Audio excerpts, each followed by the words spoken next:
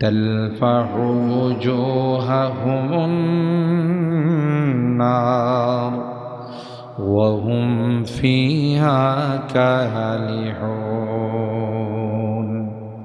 بارك الله لنا ولكم في القرآن العظيم ونفعنا وإياكم